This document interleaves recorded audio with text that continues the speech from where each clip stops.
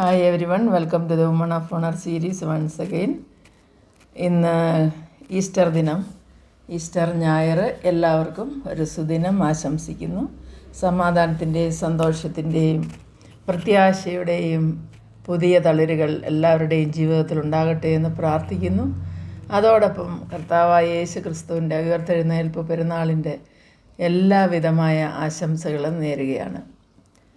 എൻ്റെ കൂട്ടുകാരോട് അല്പമായിട്ട് യേശു ക്രിസ്തുവിൻ്റെ പുനരുത്ഥാനത്തെക്കുറിച്ച് യോഹന്നാൻ്റെ സുവിശേഷത്തിൽ പറഞ്ഞിരിക്കുന്ന ഒന്ന് രണ്ട് കാര്യങ്ങൾ ഷെയർ ചെയ്യാമെന്ന് വിചാരിക്കുന്നു. യോഹന്നാൻ്റെ സുവിശേഷം 20-ാം അധ്യായത്തിൽ നാം 1 മുതൽ വായിക്കുമ്പോൾ 1 മുതൽ 18-ാം വാക്യം വരെയും വായിക്കുമ്പോൾ കർത്താവിൻ്റെ പുനരുദ്ധാനത്തെക്കുറിച്ചുള്ള കാര്യങ്ങൾ വളരെ ഡീറ്റെയിലായിട്ട് പറഞ്ഞിരിക്കുന്നു. ഇവിടെ നാം ശ്രദ്ധിക്കേണ്ട 1-2 വിഷയങ്ങളാണ് ഞാൻ പറയുവാനായിട്ട് ആഗ്രഹിക്കുന്നത്. ഒന്നാമതായി 1-ാം വാക്യം, ആഴ്ചവട്ടത്തിൽ 1-ാം നാൾ മഗ്ദലക്കാരത്തി മറിയ രാവിലെ ഇരുട്ടുള്ളപ്പോൾ തന്നെ കല്ലറയ്ക്കൽ ചെന്നു കല്ലറ വാതിൽക്കൽ നിന്നും കല്ല് നീക്കിയിരിക്കുന്നത് കണ്ടു. ഇവിടെ നമ്മൾ കാണുന്ന ഒരു സ്ത്രീയെ, അവളുടെ ഗുരുവായ യേശു ക്രിസ്തു ക്രൂശീകരിക്കപ്പെട്ട് അവനെ അടക്കം ചെയ്യുന്നവരെയും ഐ വിറ്റ്നസ്സായിട്ട് എല്ലാം കണ്ട്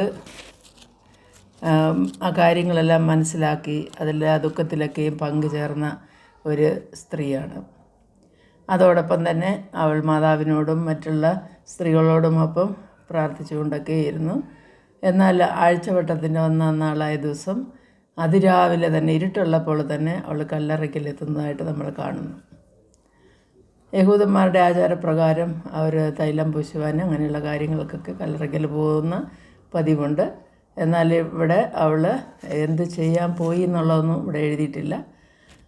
എന്നാൽ കല്ലറയുടെ വാതിൽ തുറന്നു കിടക്കുന്നത് കണ്ടപ്പോൾ അവൾ മനസ്സിൽ വിചാരിച്ച് കർത്താവിനെ കല്ലറയിൽ നിന്നും എടുത്തുകൊണ്ടുപോയി, അവനെ എവിടെ വെച്ചു എന്ന് ഞങ്ങൾ അറിയുന്നില്ല എന്ന് ആ ഒരു ചിന്ത അവളുടെ മനസ്സിൽ വരിക. അവൾ ഉടനെ തന്നെ പത്രോസിൻ്റെ യോഹന്നാൻ്റെ അടുക്കൽ തിരികെ പോയി അവരെ ഈ വിവരം അറിയിക്കുകയും ചെയ്യുന്നു. മറിയ പറഞ്ഞ വിവരം കേട്ടിട്ട് ഉടനെ തന്നെ പത്രോസും യോഹന്നാനും അവർ പുറപ്പെട്ടു. ഇരുവരും ഒന്നിച്ച് ഓടിയെന്ന് എഴുതിയിരിക്കുന്നു. അതിൽ യോഹന്നാന് ചെറുപ്പമായതുകൊണ്ട് യോഹന്നാൻ മുമ്പേ ഓടി കല്ലറയ്ക്കലെത്തി. എന്നാൽ കല്ലറയിൽ കുനിഞ്ഞ് നോക്കി ശീലകൾ കിടക്കുന്നത് കണ്ടു. എന്നാൽ അവൻ അകത്ത് കടന്നില്ല എന്ന് എഴുതിയിരിക്കുന്നു. അവൻ്റെ പിന്നാലെ ശിമോൻ പത്രോസും വന്ന് കല്ലറയിൽ കടന്നു. ശീലകൾ കിടക്കുന്നതും അവൻ്റെ തലയിൽ ചുറ്റിരുന്ന റൂമാൽ ശീലകളോടുകൂടെ അല്ലാതെ വേറിട്ട് ഒരിടത്ത് ചുരുട്ടി വച്ചിരിക്കുന്നതും കണ്ടു. ആദ്യം കല്ലറയ്ക്കൽ വന്നിട്ടും യോഹന്നാൻ ഉള്ളിൽ കടക്കാൻ ധൈര്യം കാണിച്ചില്ല. ശിമോന് ഉള്ളിൽ കടന്ന് കഴിഞ്ഞപ്പോൾ യോഹന്നാനും കല്ലറയ്ക്ക് ഉള്ളിൽ കടന്ന് കണ്ട് വിശ്വസിച്ചു എന്ന് എഴുതിയിരിക്കുന്ന 8-ാം വാക്യത്തിൽ. എന്നാൽ ഇവർക്ക് 2 പേർക്കും ദൈവവചനത്തിൽ മുന്നമേ പറഞ്ഞിരിക്കുന്നതായത് ആ യേശു ക്രിസ്തു മരിച്ചവരിൽ നിന്ന് ഉയർത്തെഴുന്നേൽക്കേണ്ടതാകുന്നു എന്നുള്ള തിരുവെഴുത്ത് അവർക്ക് അറിയില്ലായിരുന്നു. അതുകൊണ്ട് അവരുടെ അത് മനസ്സിലായതുമില്ല. അപ്പോൾ അവർ യേശുവിനെ കാണാനില്ല. അവർ ശിഷ്യന്മാരുടെ ചുറ്റിയിരുന്ന ശീലകൾ മാത്രം കണ്ടു. യേശു അവിടെ ഇല്ല എന്നുള്ളത് കണ്ട് അവർ മനസ്സിലാക്കി തിരികെ വീട്ടിലേക്ക് പോയി എന്ന് എഴുതിയിരിക്കുന്നു. എന്നാൽ നമ്മൾ രണ്ടാമതായി ശ്രദ്ധിക്കേണ്ടത്, മറിയ കല്ലറയ്ക്കൽ പുറത്ത് കരഞ്ഞുകൊണ്ട് നിന്നു. ഇവർ 2 പേരും തിരിച്ചു പോയിട്ടും മറിയ തിരിച്ചു പോയില്ല. കരയുന്നതിനിടയിൽ അവൾ കല്ലറയിൽ കുനിഞ്ഞു നോക്കി. യേശുവിൻ്റെ ശരീരം വെച്ചിരുന്നതായ സ്ഥലത്ത് തലയ്ക്കലും അതുപോലെ തന്നെ കാൽക്കലും വെള്ള വസ്ത്രം ധരിച്ച് 2 ദൂതന്മാരിരിക്കുന്നത് അവൾ കാണുവാനിടയായി. ആ ദൂതന്മാർ മറിയോട് ചോദിക്കുകയാണ്, സ്ത്രീയെ, നീ കരയുന്നത് എന്തെന്ന്. ദൂതന്മാരോട് മറിയ പറയുന്നു, അവർ എൻ്റെ കർത്താവിനെ എടുത്തുകൊണ്ടുപോയി, അവനെ എവിടെ വെച്ചു എന്ന് ഞാൻ അറിയുന്നില്ല. ഇത് പറഞ്ഞിട്ട് അവൾ പിന്നോക്കം തിരിഞ്ഞു. അപ്പോൾ യേശു നിൽക്കുന്നത് കണ്ടു. എന്നാൽ അത് യേശുവാണെന്ന് അവൾ അറിഞ്ഞില്ല താനും. എന്തുകൊണ്ടായിരിക്കാമെന്ന് എനിക്കറിയില്ല. ഒരുപക്ഷെ അവൻ്റെ ശരീരം അവളുടെ മുഖമൊന്നും ശരിക്കും തിരിച്ചറിയുന്ന രീതിയിലായിരുന്നില്ലായിരിക്കാം. എന്നാൽ യേശു അവളോട്, സ്ത്രീയെ, നീ കരയുന്നത് എന്ത്? ആരെ തിരയുന്നു എന്ന് ചോദിച്ചു. മറിയ വിചാരിച്ചത് അവൻ തോട്ടക്കാരനാണെന്നാണ്. അപ്പോൾ അങ്ങനെ നിരൂപിച്ചിട്ട്, യജമാനെ, നീ അവനെ എടുത്തുകൊണ്ട് പോയെങ്കിൽ അവനെ എവിടെ വെച്ചു എന്ന് പറഞ്ഞു തരാനായിട്ട് പറയുന്നു. ഞാൻ അവനെ എടുത്തുകൊണ്ട് പൊയ്ക്കൊള്ളാം എന്ന് അവൾ പറയുന്നു. അപ്പോൾ യേശു അവളോട് മറിയേ എന്ന് പറഞ്ഞു. അവൾ തിരിഞ്ഞ് എബ്രായ ഭാഷയിൽ റബ്ബൂനി എന്ന് പറഞ്ഞു. അതിന് ഗുരു എന്നാണ് അർത്ഥം. യേശു അവളോട് ഒരു ദൗത്യം ഏൽപ്പിക്കുന്നതായിട്ട് നമുക്ക് അവിടെ കാണുവാൻ സാധിക്കും.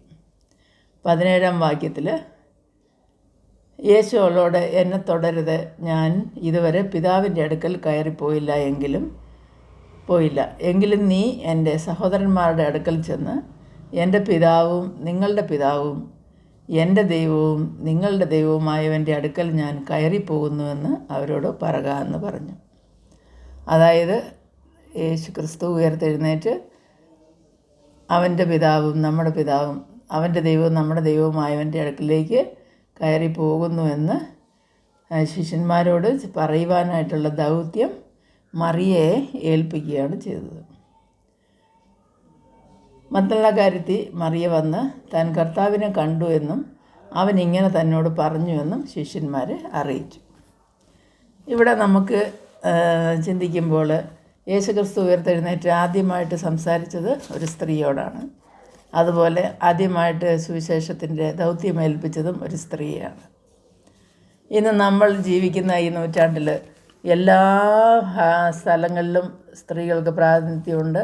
അതുപോലെ തന്നെ നമുക്ക് സ്വാതന്ത്ര്യം ഒരു ലെവൽ വരെയുണ്ട്. അതുപോലെ നമ്മളുടെ വിശ്വാസം കാത്തു സൂക്ഷിക്കുവാനും നമ്മളുടെ കാര്യങ്ങൾ, നമ്മളുടെ ദൈവം ഏൽപ്പിച്ചിരിക്കുന്ന ദൗത്യങ്ങളെ ഏറ്റുപറഞ്ഞ് അതിനു വേണ്ടി നമുക്ക് പ്രയത്നിക്കുവാനൊക്കെ സാധിക്കുന്നതായ ഒരു കാലത്താണ് നമ്മൾ ജീവിക്കുന്നത്.